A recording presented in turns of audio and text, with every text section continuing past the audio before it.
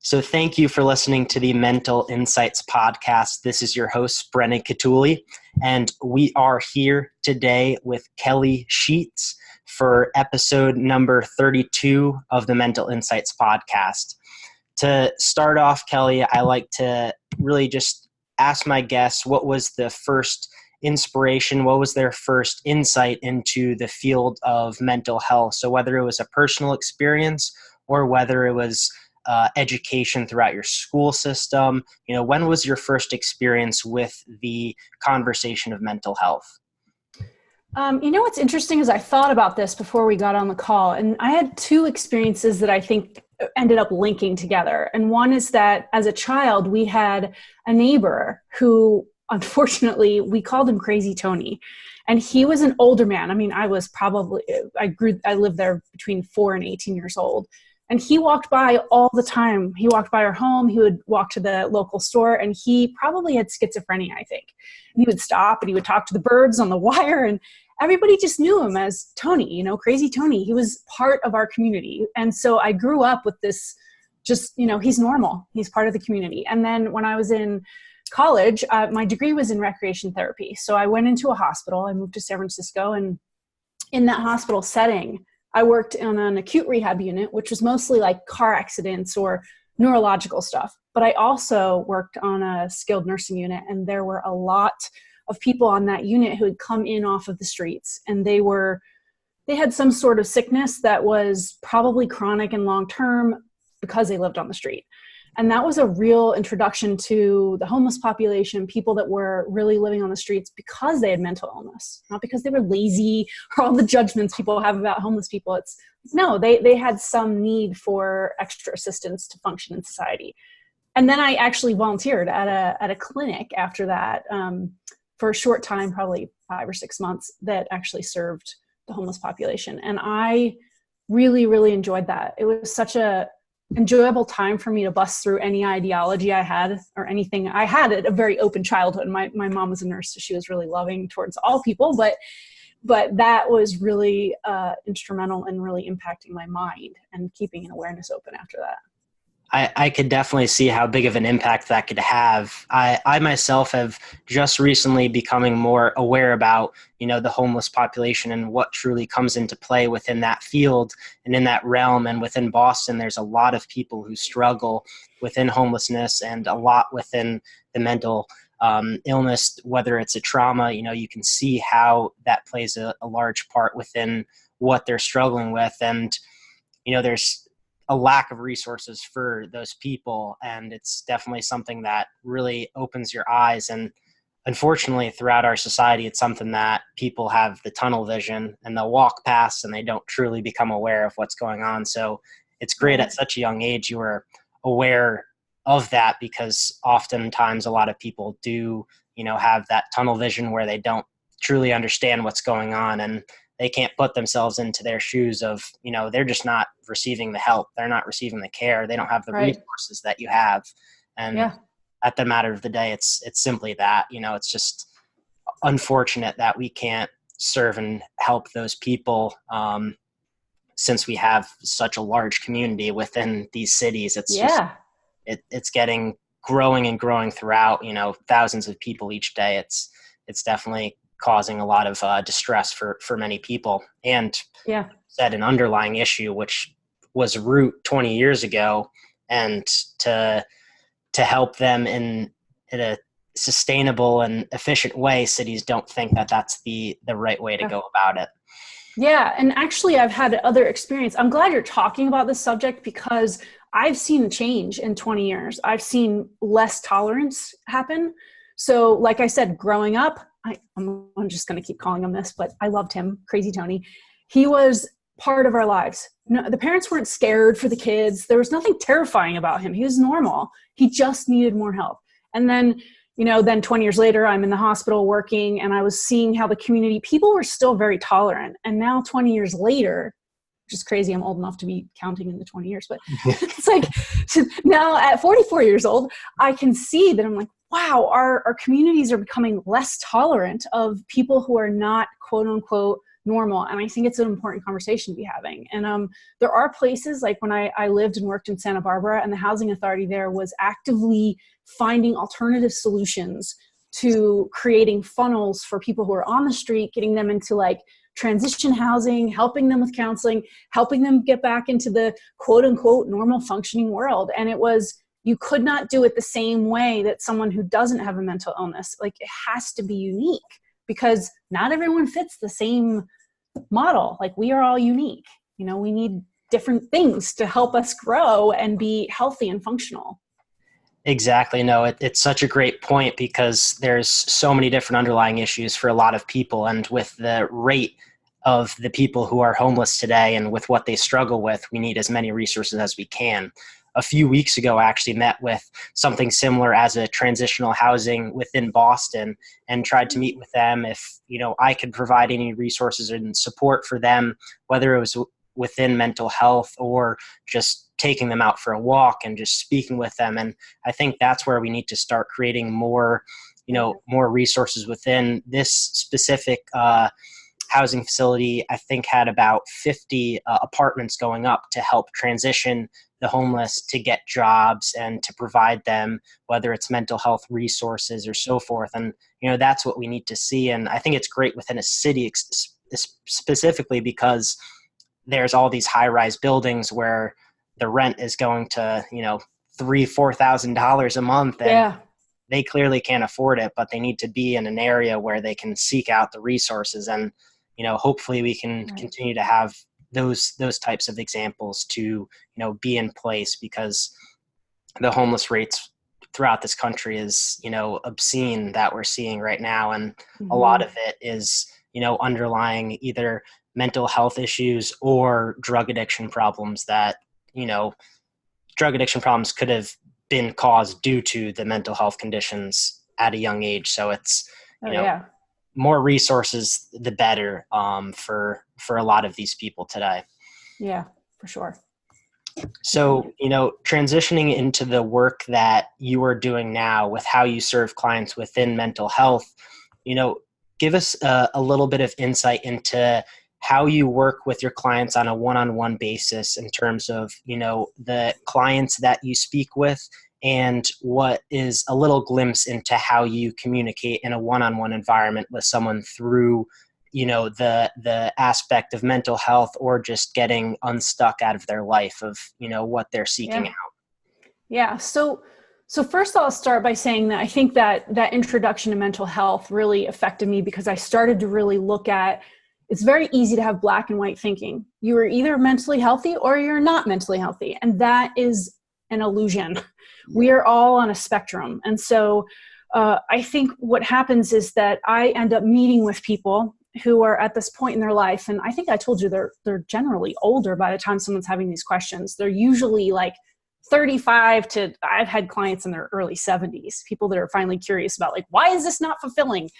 You know, so I tend to work with people who have already kind of gone through a lot of these ups and downs. And what they've tended towards, our society teaches us that if we keep achieving a lot, you will be happy and you will be filled. If you have lots of stuff and lots of money and you keep yourself nice and safe in the ivory tower, you are going to be so happy. And that is not true. And it's also, and yet we keep feeding that to children. Like, this is what you're going to keep, this is what's going to happen. And so what I've learned is that the mental imbalances I'm dealing with now are more, they're so related. There's self-judgment. There's like, why isn't this, I did it all right and I'm still not feeling satisfied. It's parental self-judgment. I work with people who have kids and they're judging themselves for the, you know, challenges their kids are having. And so when I'm working with them one-on-one, like a counselor would talk about the story. They'd tell them what was happening, and then they would talk about that back and forth. I don't talk about the story. I go to the underlying cause. What's going on? Where's the dissonance within you? And I really lead people to get to know themselves, which can be very helpful for anyone at any age. I wish I'd known this 25 years ago. And I was exploring it. You know, I knew there was something else. So I started exploring, but I take them in. And so all I do is basically, I be very curious. And I ask them to debunk everything that they've been taught about what they believe about themselves or how things have to be. And I asked them to really experiment with that and test those stories they've been telling themselves, but not mentally. Again, I'm asking them to feel what's happening. And we learn not to feel a lot of stuff. So it's really like bringing you back into that place of trusting that you have enough knowledge, to figure this out and to move towards something that's fulfilling. That can happen whether you are quote unquote mentally ill or whether you're perceived as mentally healthy, but really behind the scenes, you're like, oh my God, I'm a mess, or I'm just constantly in self-judgment.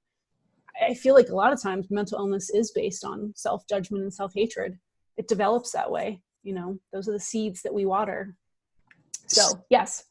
Certainly. No, you brought up some terrific points. And, like you're saying, it can be on the spectrum of youth to adults. It can be on the spectrum of mentally healthy to, mentally unstable and not in a great place. And those are all categories of, like you're saying, whether it's self-judgment, it's all within yourself. It's all, I think, asking the right questions is what's most important, and reflecting on it. And like you're saying, for some people, not even the topic of conversation within mental health was really there, say, 20 years ago. And that's why I think there is such a big flare within people around that age, because now they're saying, I have all these things.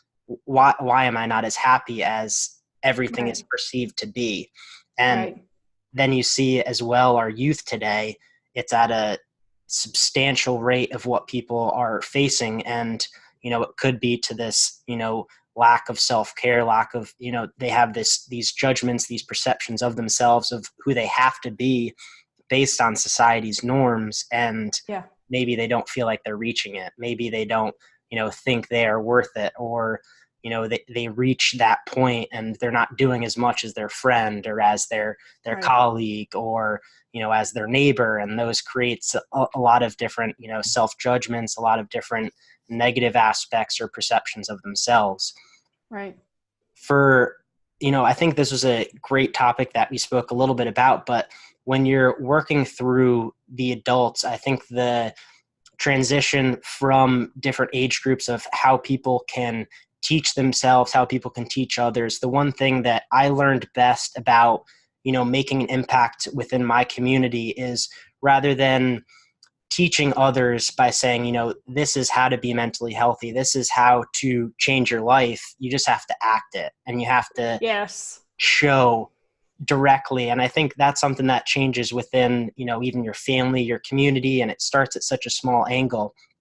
When you work with your clients, can you speak about how that impact can play in with when you're working with the adults? How can that really spread out, and how do you transition your work to even a bigger audience than who you work with one-on-one? Yeah. I told you this when we talked initially, but that recognition for me was that here I was, I really wanted to help the person in front of me to live a more fulfilled life. And through the many years of doing this, I recognized that it has this ripple effect of probably 97% of my clients are parents. So what I started hearing from them was, I would just keep asking them to stop worrying about everyone else and really keep focus on yourself. Like, let it just happen that you are going to, the healthier, the more kind, the loving, the whatever, curious, all those things are going to emanate out from you when you really embody them. And that's how you're going to teach your kids, or that's how you're going to teach your staff members if you're a business owner or something. And first I was going on faith. Like, okay, I don't know, kind of is this BS I'm pushing here, but I had this knowing from how I've been and how people responded to me. So I thought, okay, let's talk about this more. And really, I started hearing feedback, kind of surprising, from parents saying that they feel like they're better parents. And it's not because I might have taught them how to communicate transparently. There were some specifics of how to parent, but really it was mostly because of who they were being. That, to me, I've created more of an impact in the world because of my state of being than anything I've probably ever said or done.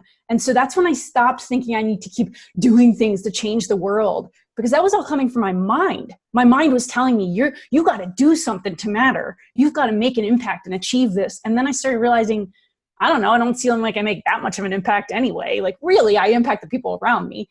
So I started pulling it back inwards. And I always joke that I'm radically self-centered, which self-centered is the worst thing you can be. But for me, it means centered in myself. And when I am really centered in myself, I'm responsive. I'm not trying to make you be something. I'm not trying to change you. I'm not trying to hope that you're going to be somebody that I can accept or love. No, I'm just going to be that. And then it creates space for everyone to be who they are. And parenting is like the ultimate of like, can you just create space for your child to be who they are and respond to them, not helicopter them, not try to control them. We have no idea what their experience is going to be.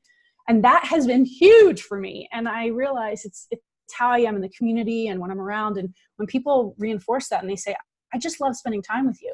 Someone I know just signed up for a class, and it's like, it's almost embarrassing, like, to receive that compliment. But it's like, she said, I signed up the class just so I can be around you. I'm like, really? So that isn't an ego reinforcement. That's the reinforcement that as long as I'm being loving to myself and being kind, I'm turning something on in her so she can be that for herself. So then she be that for everyone else, like it's a ripple effect. It's not it's not my mind and my ego telling me you should be something great so that you can change the world. It's no, I'm actually going to be that and experiment, Does that make sense? Totally. No. And it's so awesome to see because, there's the two perspectives of, one that you're saying, you just want to push out, whether it's for people, they want to push out their content and push out their message and say, this is the answer. But then what you've realized is if you just be yourself and just push out what you believe in, people are going to see how impactful and how much of a message that is. And they can say, oh, Kelly impacted me this way because, she was just herself. She was open and she, this is what she truly believes in rather than not just, creating this like continuous message that you're saying to this person, to that person. Right. And it's just an ongoing message. And, like you're saying, when you impact someone else, once they are firmly believed and see that as the truth, they impact the next person. And what you're doing internally and externally is creating a whole community that truly believes in themselves, has faith within themselves, and wants to be who they are, and in turn focus on their mental health, focus just on being the best person that they can be, which is so important, especially nowadays, because like what we were saying, you have to have these perceptions of who you need to be or who you have to achieve or attain to be, which will just leave you on this never-ending downward spiral. Yes. And when I develop who I already am, truly, without my labels and my stories about myself and who I should be, then it's so easy. It's like effortless. I don't require a lot of energy, a lot of thinking. I'm responding to what's occurring. And that's the other thing is, when I first started being in business for myself, there's a lot of just like professors and teachers, and there's a lot of coaches for people doing my work. And it was very structured. Like, this is how you get clients. This is what you say so that you get, just like you're going to go into an interview, right? Like, this is what you say so they'll like you, so they'll hire you.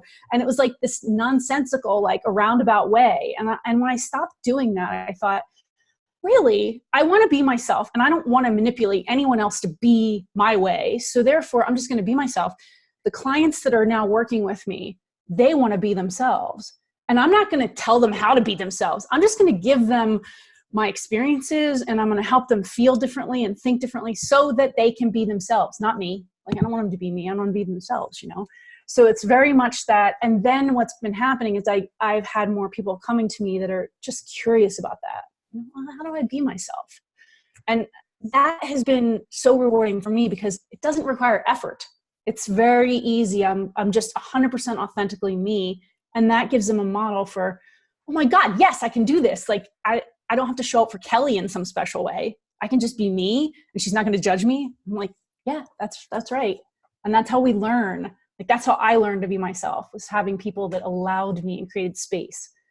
And then I stumble along and I figure out what works, And the environment is what's really most important. What you're creating is an environment where someone wants to seek out change and, be who they are, which helps them to see and learn different techniques, different routines of how they can change their own life. Because in turn, everything is just about, how they're going throughout their day. What are they focusing on? What can they take out of their life? What different habits they can change?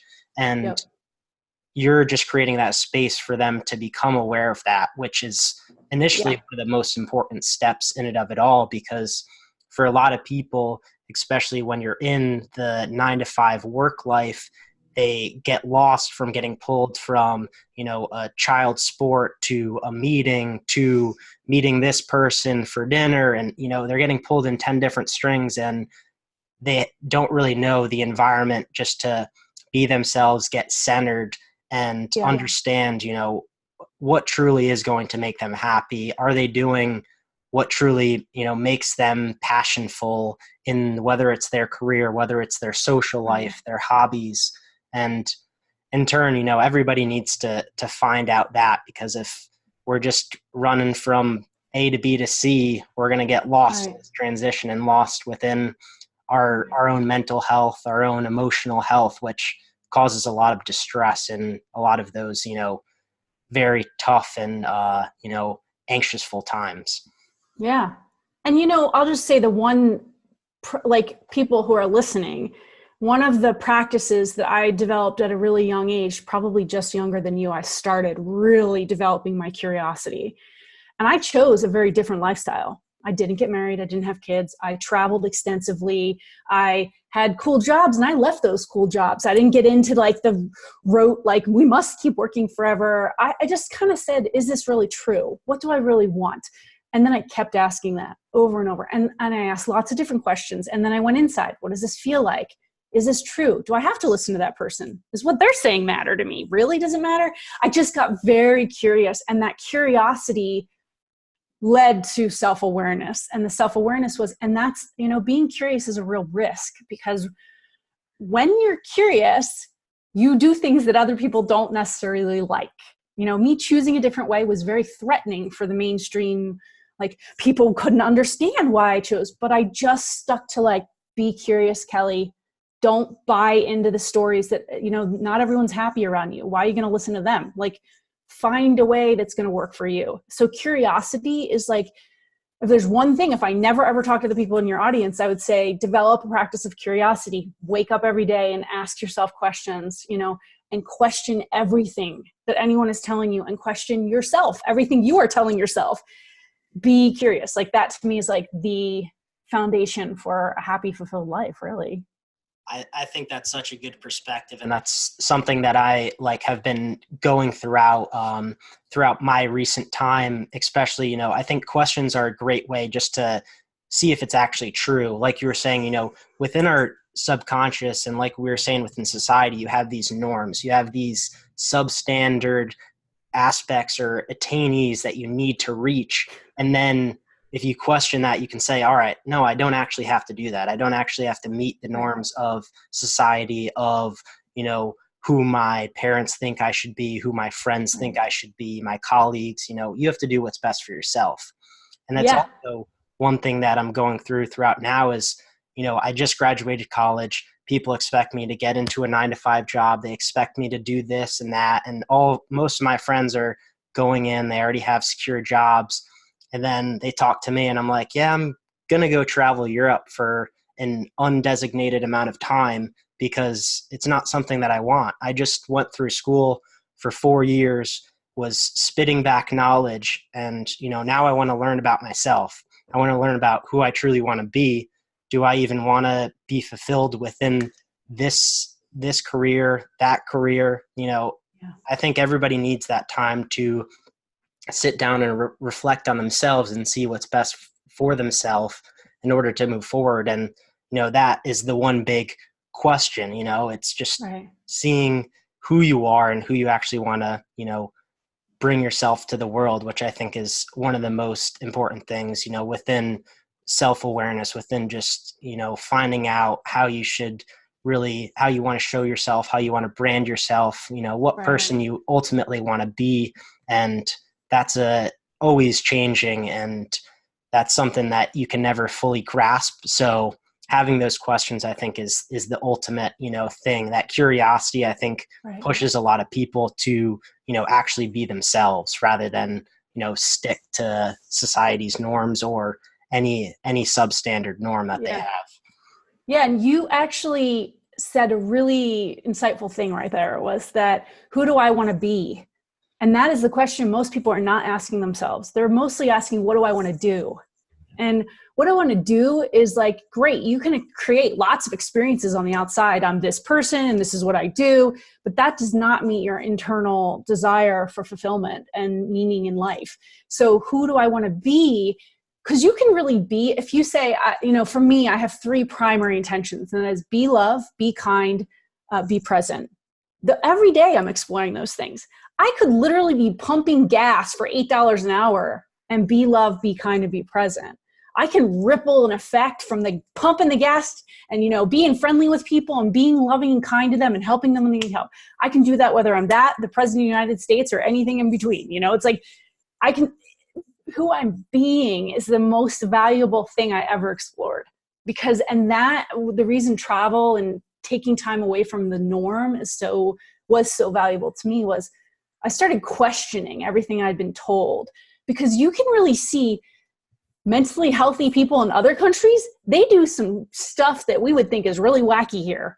So all of a sudden you start to debunk your idea of like, what is normal? Like, what is acceptable? Someone who does something here can be totally normal. Someone in Indonesia, where I spent a lot of time, could do something that we perceive here as like, that person needs to be admitted to the mental hospital, but that's normal there. And then you just realize, what does this even mean? These are all constructs that we've created and agreed upon. So go back within and find, okay, what is my state of being right now? Like, am I okay with being a little rejected by others? Okay, good. Then I'm going to keep moving this way. It's like that curiosity coming back to the internal. That's why I'm so glad you're traveling, because you will question yourself and be like, oh my God, I thought that was true. And now I know it doesn't have to be true. And that's a great freedom. It definitely is. And, like you were saying, when people have, whether it's like a dislike or they think a perception about you, I think in turn you need that. You need people to, negate you and think that you're not doing the right things, because in turn you can't meet everybody's opinions, everybody's perceptions, judgments. You have to do what's best for you. And I think a lot of people leave that to direct them into a way, and it navigates them to say, this is exactly what I need to do. Whether it's, a career path or so forth, a lot of it could even just be emotions and behaviors. A lot of times based on our interactions, how someone is interacting with you, how somebody deviates, how you should perceive an experience changes changes your emotional and behavioral patterns, like completely down the line, especially if it's parental figures onto children. It causes a lot of different ways how, if they go out and interact with somebody, they're going to think, oh, I should feel sad about that because they didn't think what I'm doing is right. And it creates this downward spiral where, we need to teach this emotional learning, this, different behavioral patterns within our youth, because a lot of people don't even know how to respond to a lot of, these judgments from other people, a lot of these negations, which causes a lot of harm and a lot of, mental health struggles throughout people today. Yeah. And that you're speaking to responding, but the reality is that most of us are taught to react. And so something comes at us, a judgment comes at us, and then we take our energy, all of our resources that could be spent on something meaningful, and we throw them at this thing or this person. We react. We don't learn to respond. And that's what the practices I'm giving clients is, it's that how do you actually center so you don't react and waste your resources on things that don't matter? Stay focused on what does matter and respond to the things that come to you. I think one of the things is we get this message that we should be interested in everyone's opinion, because we do that with teachers and parents, right? They teach us that we should put them above ourselves. And that's not I'm not judging that from parents suck. I'm saying that that's what they learn to do as parents. And so we have to go back and pull back in and say, wait, I hear what you're saying, and I don't need to give that any interest or energy because it's not aligned with where I'm going. Thank you. Onward. You can have your opinion. And the other part of that is that we have to recognize that most people who are in judgment, not most, all your judgment comes from fear. If I'm judging you, it absolutely has to do with me. It has nothing to do with you. I don't care what you're doing. It always has to do with me. So when someone is demanding something from me, has an expectation, I'm like, oh, that's interesting. What are they afraid of? I don't give it a lot of value. I'm just like, yeah, that's fear right there. And I don't want to live in fear. So if I'm judging myself, demanding of myself, beating the crap out of myself, okay, what am I afraid of? And in kindness, I'd be curious about that. What am I really afraid of here? You know, and then I can get my way out of it and get back to the track of, okay, I hear that and I want to move in this direction. Exactly. You know? Yeah. Everything doesn't deserve a response. Not everything needs, an answer. And oftentimes within people who are creating these judgments upon, others, oftentimes it speaks a lot about themselves. Whether someone's being, distasteful, whether they're having these, preconceived notions, whether they're judging another person, oftentimes, like you're saying, whether it's a fear, it's telling that person who's making the judgments, making those preconceived notions, saying that, there's probably something inside themselves that they aren't comfortable with, that they haven't, faced, they haven't actually become aware of. And that's why I think, you don't always need to respond. If someone's going to say, you should be doing this, you should be doing that, or, this is not good, oftentimes that person, the one who's being that distasteful person and telling you who you should be, oftentimes they need some work and they need to, try to figure it out themselves, because really we should all be, working on ourselves and not be telling people what we should do. And this, circles back to what we were talking about in the originally, actions speak a lot louder than words. And that's really how you lead others to a positive example. Absolutely. Yeah. Within, a lot of aspects of what we've been talking about of, someone, whether it's being harmful, whether it's being distasteful, whether someone's in an environment where someone is causing harm, I think that mindfulness is a great approach into, centering yourselves, allowing yourself not to respond to someone else. And one thing that could be is in terms of breathing, whether it's deep breathing. I think that's a great way in terms to, reduce any anxiety, whether it's to clear your mind and get out that judgment that someone gave you, that distasteful comment that someone gave you. Can you speak about the importance of breathing, of these breathing techniques, and how, mindfulness can lead to a, reduced notion of an anxiety of, a stressor down the line within our future? How important is that within our own mental health of just being self-centered, being mindful in the immediate moment, in the present moment, and not, allowing these judgments, comments, these future events causing harm within our own, thoughts and experiences? So I have two things I want to share on that. One was on the breathing, the actuality of what breathing does. And the second was on anxiety. I want to give you something thoughtful about anxiety. So the first one is, so I ended up writing some books on breathing. I'm assuming you found them. Maybe that's how it got so specific. So they were because I had this information and I wanted to share it. I'm like, why don't we know more about breathing? This is ridiculous. Like we do it all the time, but we don't really pay attention to its value. So literally what happens in our body is why deep breathing is so important.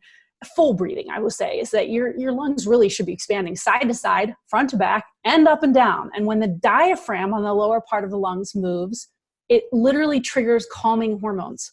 So your fight or flight is triggered in your body chemically when your diaphragm's not moving. So most of us are really just pretty uptight. Our diaphragm gets tight, and then we're constantly at a low-grade stress level of fight or flight. I don't think most people realize that. So once you can soften the diaphragm and let your belly move, that's the easiest way to know. Like babies' bellies move when they're breathing, right? It's because their diaphragm is soft. So if you literally take a deep breath, you're triggering softening, calming hormones. And that's why people like when you say, if you get angry and they say count to 10, that typical cliche thing or whatever, take a couple breaths. It's because you're going to trigger a calming sense. You're in fight or flight. That is the most simple way of thinking about it. If my diaphragm's tight and I'm in fight or flight, I'm thinking, and I'm probably thinking harmful thoughts like about myself or others, but I can soften those thoughts and choose something else when I begin to breathe deeply. Okay, Kelly, calm it down. take a couple breaths, and then choose what to do next. When my diaphragm is tight and I'm not breathing well, I'm in reaction 100% of the time. So that's that reaction response connection.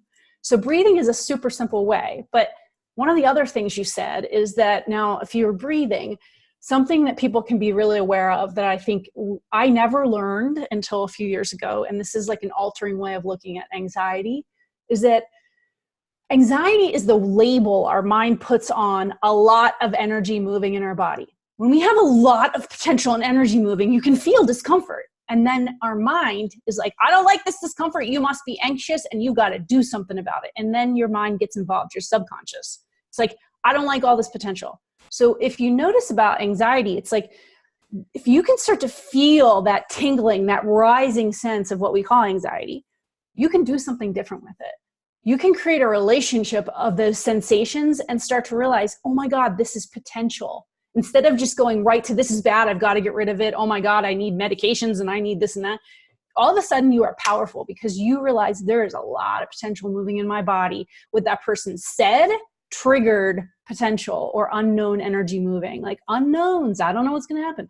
What they did, what I'm doing, what anything, right? Like all of these external events trigger what we typically call anxiety, but I don't call it that anymore.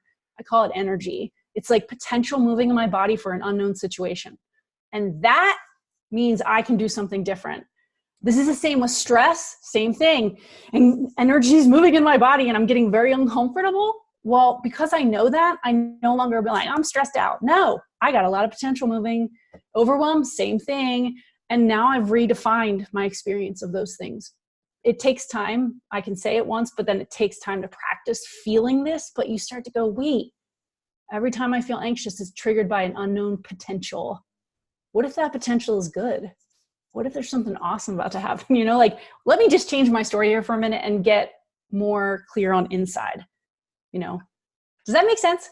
Yeah, no, I love that perspective. And I think that definitely can change the way that we perceive, such a negative connotation that is played throughout society. And even if, as you were talking about that, I was speaking with a man, Dr. Kukler, who speaks about basically how the society perceives mental illness and how it's called mental illness. He's trying to change the context of how we speak about it, and he changes it to a psychological injury. I think that plays just with that context, because if we're changing the way that we're speaking about anxiety, I think it will allow people to not think that it's a harmful or a negative connotation. It's like what you're saying, it's potential. It's potential to do something, whether it's an activity, whether it's any type of hobby or any type of aspect, whether it's just breathing, whether it's going out for a walk. There's many different opportunities that you can use this one experience, this energy within your body, to bring it to somewhere else. And I think that's awesome, because we need to change the conversation that we have around a lot of the terms that we have within, the mental health community. Because for a lot of people, when we speak about people saying mental illness, when people speaking about suicide, when people are speaking about anxiety, all of, schizophrenia, bipolar disorder, everything has this, negative connotation with it. And everybody always thinks, whether it's a person who you don't want to associate themselves with, people who we can never help, we have all of these things that are just tied to it within that stigma. And I think that's a great way that we can try to change the conversation of having it being, anxiety is just potential energy. It's just the ability to use your energy in another way. And it's not necessarily just saying, oh, I'm anxious, I'm stressed, I can't do anything about it, I need medicinal treatment to change it. I want to make it go away. That's basically what we're saying. This is a bad thing. I want to make it go away.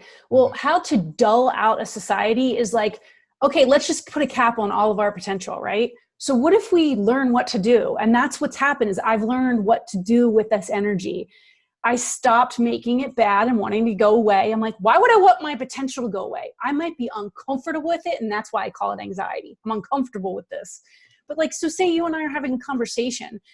Maybe say you're my partner, right? And we're talking about something that's going to get uncomfortable. well, if I just say, well, now I'm anxious, we can't talk about this, I want my anxiety to go away, we miss the potential between us. If I'm here and I have this feeling rising in my body, I go, okay, there's a lot of potential here and I'm uncomfortable with this.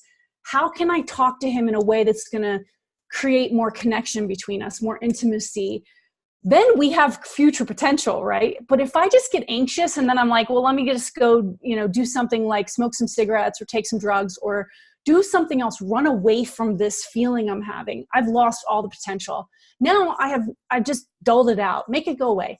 Instead, I'm like, wait, this is a sign. So anytime I get to that edge where I might historically call it anxiety, I'm like, okay, what's happening here? I must be on the cusp of potential because I'm very uncomfortable. And that changes the game. Now I'm celebrating.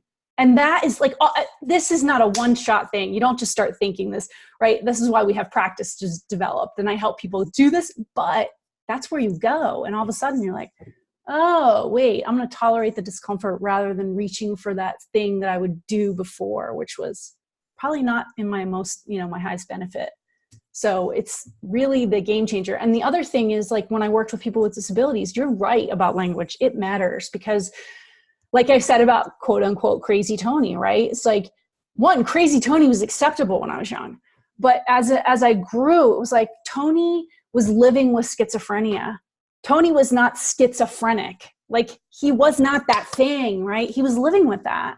Like I am Kelly and I'm having these things that are occurring. What can I do with this experience? Not, I am that. Like, I am depressed. No, I'm not. I'm Kelly and I'm having experiences of this ebb and flow of this changing state. And sometimes it feels intolerable, whatever, but it's not me. It's an experience I'm having. So language does matter.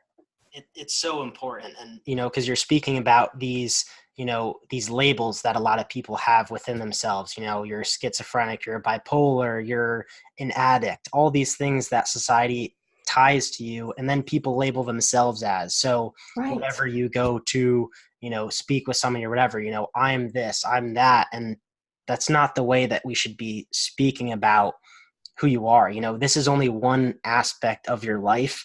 And right. For a lot of people, whether you're experiencing depression or whether you have bipolar disorder, there is a way to make it better. There is a way to, reach a higher power. It's not that you're going to be experiencing that forever. You have to work through different techniques. And I think holistically is where we're becoming more prominent within a society, as we see that many people are just given drugs and saying this is the answer.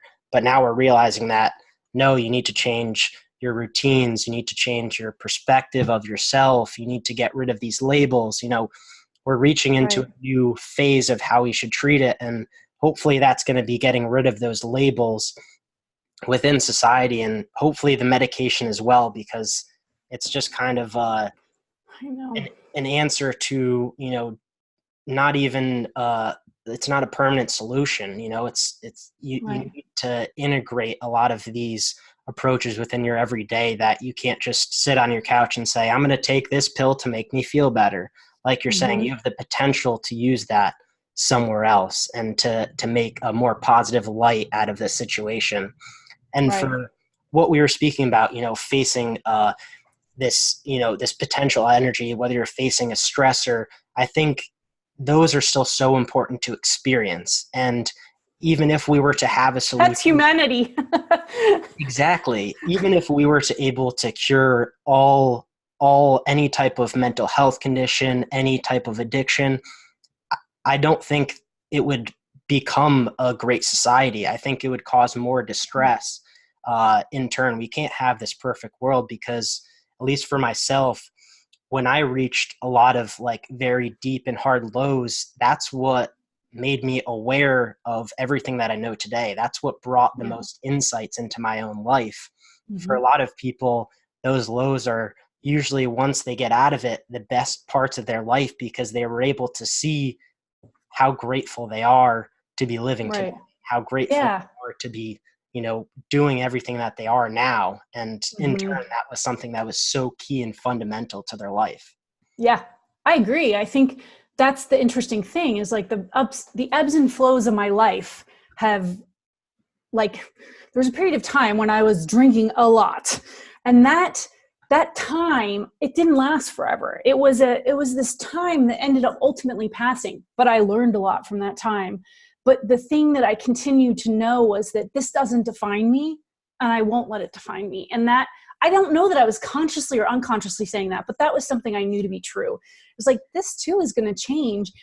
And I think the opportunity is that we will always have the ebbs and flow of our mental body, of how we experience the world through this mental filter. And the more we can have, instead of putting someone in a box and writing them off that this is how they are, if we can acknowledge that we all go through these ebbs and flows, and that we can be more accepting of each other and support one another, as well as get to know ourselves so that we can move through the ebbs and flows. It's like, we're humans. We're going to keep doing these things. But it's just, how can we respond to them rather than react to them, really? Like, and even like in India, right? When you're in India, there are people that are having these transcendent spiritual experiences there. So they're revered, this kind of what we call crazy, and, need to be put them in the mental hospital. On the streets of India, this is like, these people are revered as having a higher human experience. What else is there? They're experiencing something else. And so this is, again, looking at what is really true here. Just because I'm uncomfortable with someone's mental construct, the way that they're moving through the world, doesn't mean that there's something like wrong with them necessarily. That's just my idea that there's something wrong. I don't actually know what they're experiencing, right? Like, I don't really know. Like, it gets also like gummy in here. It's like, why do I think I know? Why does the doctor know? Because he went to school and absorbed a bunch of information for 5 years or 8 years or 10 years. I'm like, yes, he has information. It doesn't mean he understands the depth of what's going on. So it kind of, you start breaking down these constructs a little bit, and you're like, oh, wait, why am I putting so much value in that? Let me see what's my experience here. It's so true. And it circles to the conversation that you were saying, that we're on a spectrum within mental health, and there's mentally healthy individuals. And then there are people that are experiencing things such as schizophrenia, bipolar disorder. And, someone who is mentally healthy still has the possibility to go back down. Absolutely. You can have a trauma, you can have anything that can cause that disharm. And somebody who's on that low spectrum can go right back up and be in place of someone who's mentally healthy. And I think exactly what you're saying is, getting rid of that construct, getting rid of that norm, because we have in our society, it's mentally healthy individuals, and then everybody who has a mental disorder, and we're going to go lock them in a box, and we're going to give them medication and say, we're treating them, but we're not going to fix them. And that's what we need to change is, everybody has the potential to be mentally unhealthy or mentally healthy. And it's literally in a snap of a finger. I mean, like, really, it doesn't take that much to be very confused in the world. And so if you remove someone's, like with death, I mean, that's a good example. Someone's partner dies after 50 years. They've been married a long time, and their whole life is like along this trajectory. The partner dies, and all of a sudden it's very confusing living in the world. Like, what now? Who am I? What happens? And I think some people do not recover from that, and some do, because they're just, things are changing and they go with the change, and some cannot handle the change.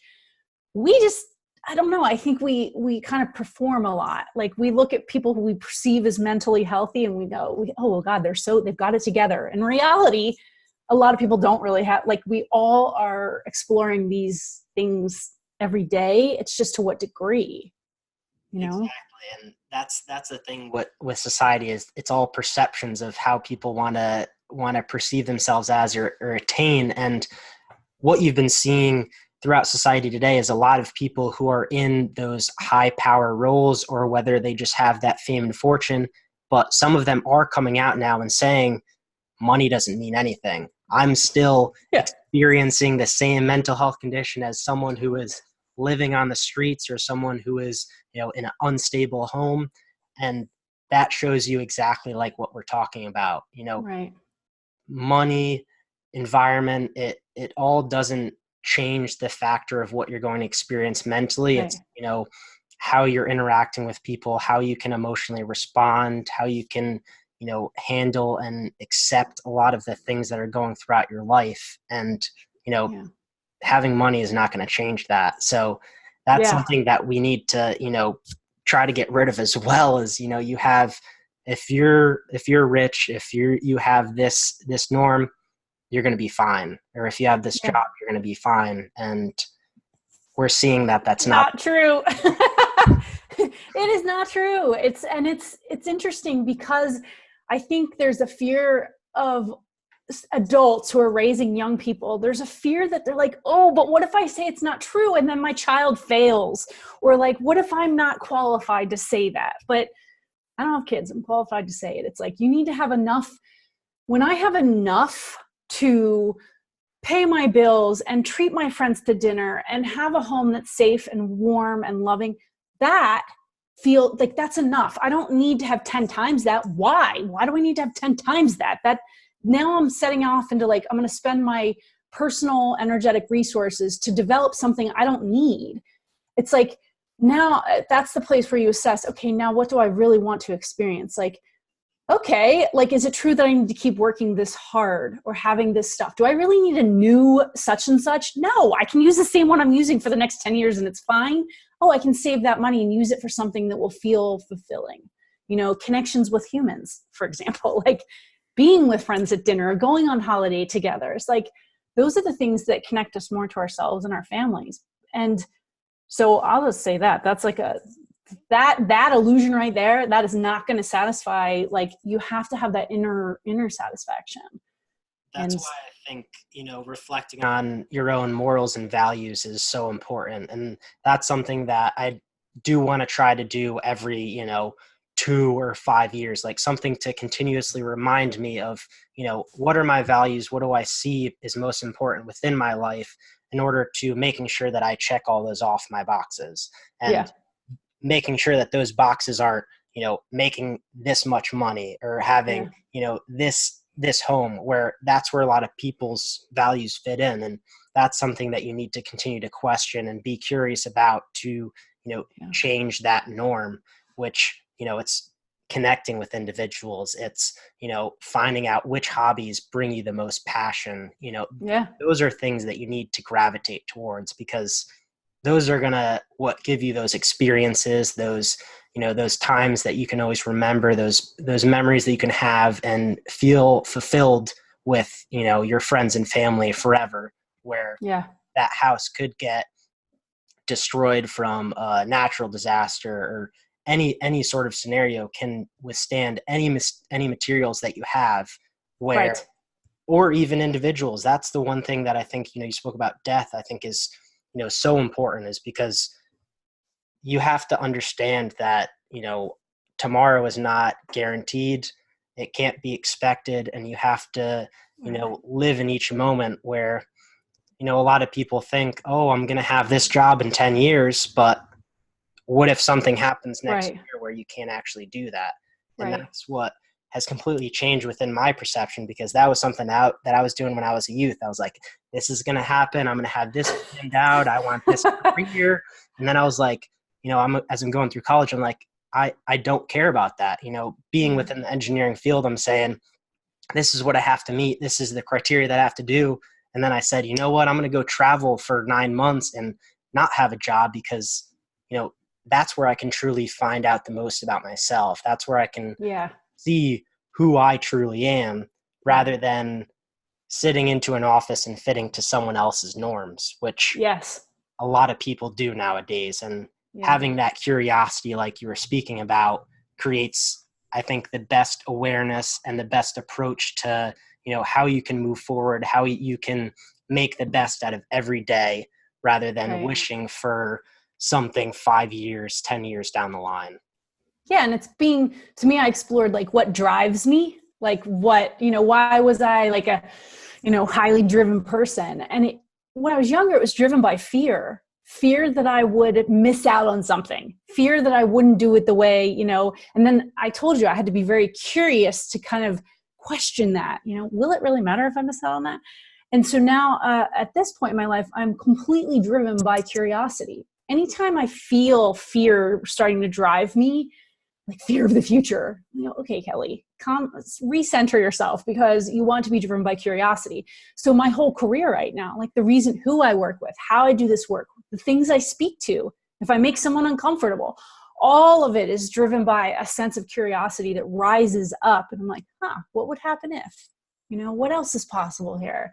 I have this deck of cards that we made called the Curiosity Experiment. And the whole reason I made it, like they're deck of cards with beautiful photos.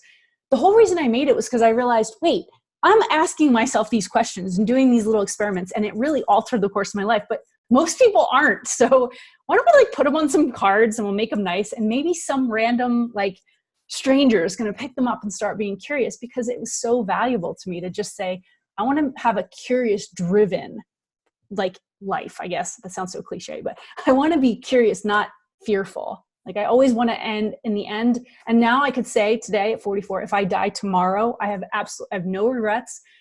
There's nothing unsaid. I feel very light and free. And I don't think I could have said that 10 or 20 years ago. I would have still been like, yeah, but I want to go to Bali and I want to do so-and-so. And I would have had all these things, right? But now I can realize every single day I'm really clean. It's clear. There are things I still want to do and I'm curious about, but I don't have any fear. I didn't do things out of fear. So there's nothing I've been missing. I've been doing the things that were meaningful.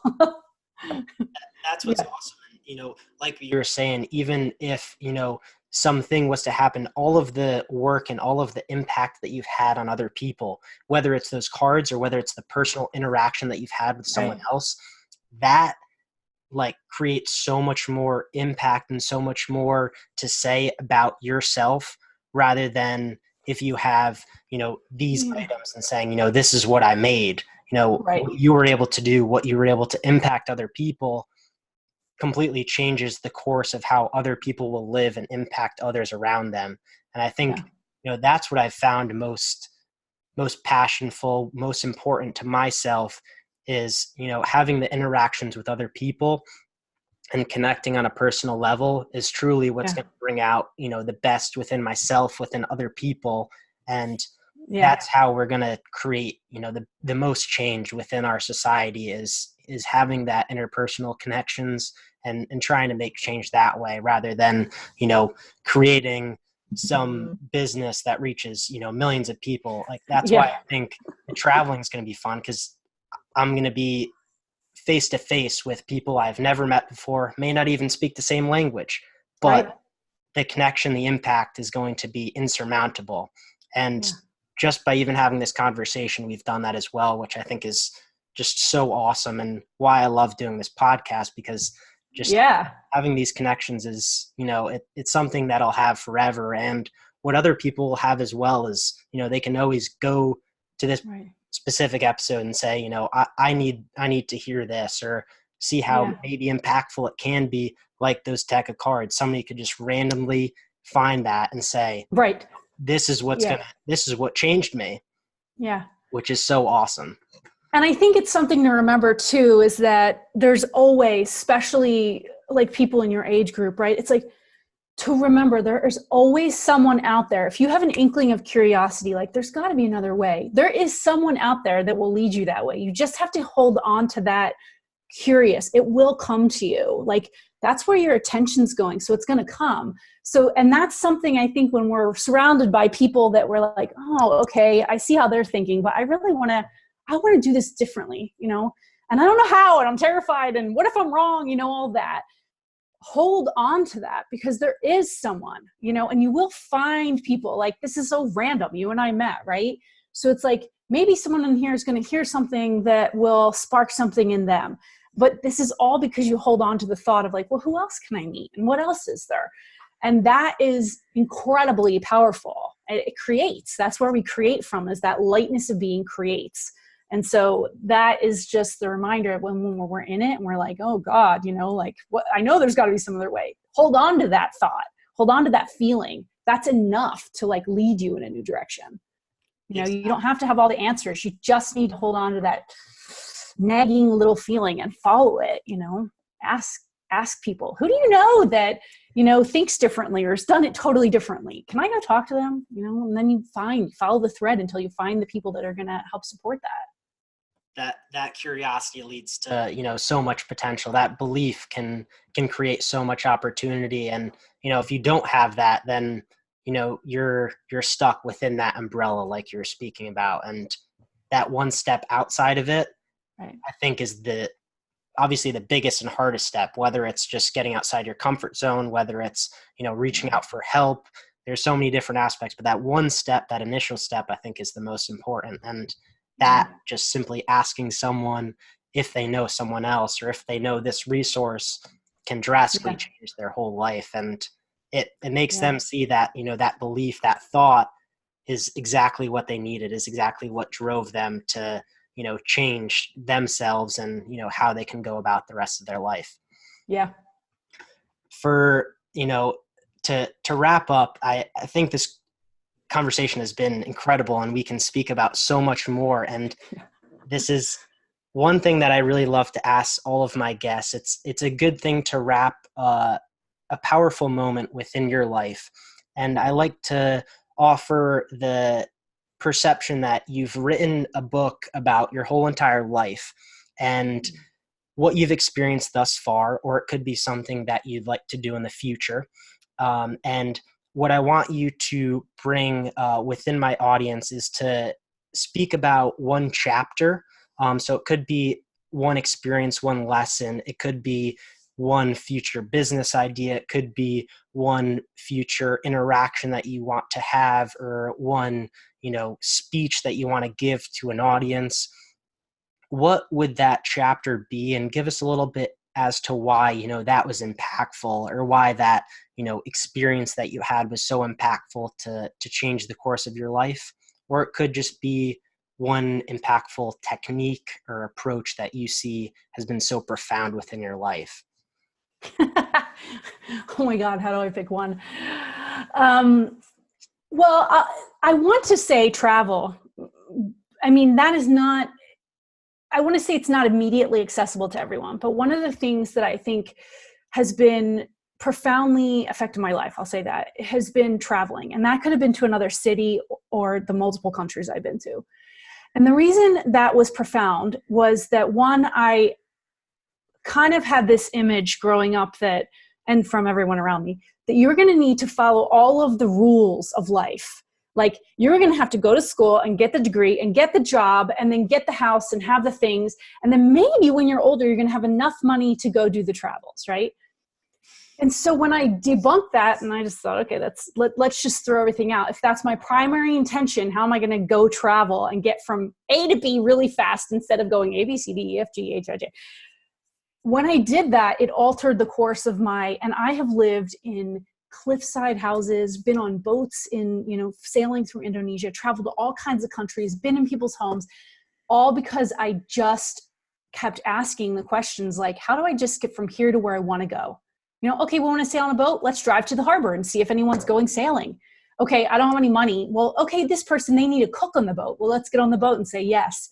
I kept saying yes to the things that felt like they're going to get me there the fastest. And that, it doesn't matter if you go overseas, that you can do that today. Like, the questioning of my travels may help me debunk what I thought was true or what everyone else is telling me is true. You can get from A to B really fast. You do not have to follow everyone else's roadmap so that in the future you get there.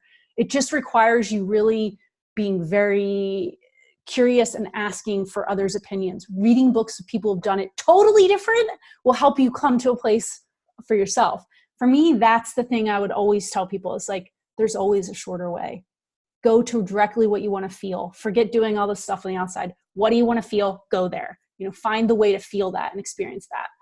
And I hope that makes sense, but that's what comes to me is like, all those times I traveled, I wanted to shake up my neurology. I wanted to get out of what I already knew. I wanted to learn something new.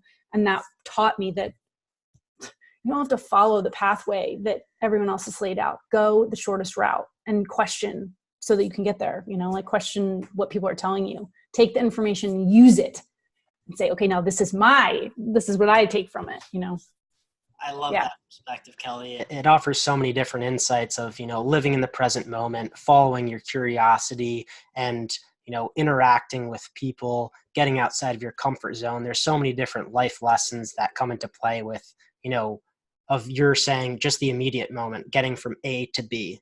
That's what's Yeah. most important, and that's what you want to really focus on. And I think that offers a lot of valuable insight into just how people can live their life, how they don't need to say, I need to get to, E. No, work on getting from A to B first, and Right. work your way through it. Yeah. Yeah. Yeah. The other one thing I want to just say, because it's like coming to me, and this is usually how I think, is like, that might be helpful for your audience as well, is that we talked about being me, like me being me. And the more I'm me, the more I ripple that out. And something that I experienced when I was your age was that I really couldn't just be me. I had to be me that everybody else wanted to perceive me as. And in reality, that made me uninteresting. That dulled out my uniqueness. Me trying to serve everyone else's needs, be this, react to this, do this, it dulled me out, and it made me way less seeable and interesting. Now that I'm myself, I am interesting to people because I have these wacky thoughts and I have these things that happen, and people like me for it. And I wanted to say that when you're yourself, when you really just let the things come out of you that you want to come out, you are much more likable than when you are following someone else's ideology of how we need to be. And I'm not really sure, but I feel like at least someone needs to hear that, because it feels like that was the biggest lie I was ever taught, was like, follow the rules, Kelly, and then you're going to be successful and everyone's going to love you. I'm like, now I know that's not true. More interesting people like me, and I like more interesting people. My life is way more interesting now that I'm just myself, and I let go of all that stuff. And so start when you're 22, 18, and don't wait till you're older to do that. Push the boundaries. Such a valuable tip, because even as you see when you're in your youth, we spoke a little bit about the parental figures, and they create these norms of how you have to be, how you have to behave, how you have to emotionally respond to other people. And then as you can see, when you have that responsibility, that age to actually do it, a lot of people stick with those habits. And Right. like you're saying, it creates that opportunity for you to want to fit into the norms and say, Right. I need to succumb to the societal ideologies to this person. And, that's what creates a lot of it. I think being yourself, being open, and finding your true self is so important throughout, whether it's travel, throughout whether it's just asking yourself questions, whether it's just going out in nature, self-reflecting. There's so many different opportunities, but Yeah. I think anybody who's listening needs to question themselves and see, are they truly who they are? Is there anything that they want to change? Is there anything that they can change in their immediate moment, whether it's their environment, whether it's their friends? There's so many different factors within Right. the way that they live, the way that they see themselves, the way that other people perceive them. And there's a lot within being yourself that everybody needs continuous work on. It's not Yes. it's not a There's goal. not an end game here. Exactly. Yeah. Yeah. It's an everyday battle, whether Yeah. it's our mental health, our physical health, our emotional health, Right. everything needs, that work every single day. Right. And I think that Incremental success. Incremental. Yeah. exactly, we're not going to fix ourselves tomorrow or today. It's each step. It's taking that one step in a day that makes, that monumental leap forward to actually creating that change, which is so important. Yeah. I really want to thank you, and I'm very grateful that we were able to have this conversation and have you on for episode number 32 of the Mental Insights podcast. We're going to make sure to have all of the show notes, to have all of the links towards your work, so we can have people connect with you to see more about your work, more of the one-on-ones that you do with clients, as well as the retreats that you offer. I think it'll be great to have people to see your work and hear more about the valuable topics and insights that you have within your own experiences, within how you've been able to interact with other people. I definitely think we'll be able to do another episode with you, because we can speak for another 3 hours about a lot of these topics, and Totally. debunk a lot of the a lot of the constructs that are fit within our societal norms that Yeah. definitely need to reverse the conversations that are being placed throughout society today. So I look forward to connecting with you again. But, for now, it was such a pleasure. And I'm so grateful that you Yeah. were able to be on here for this episode. Thank you.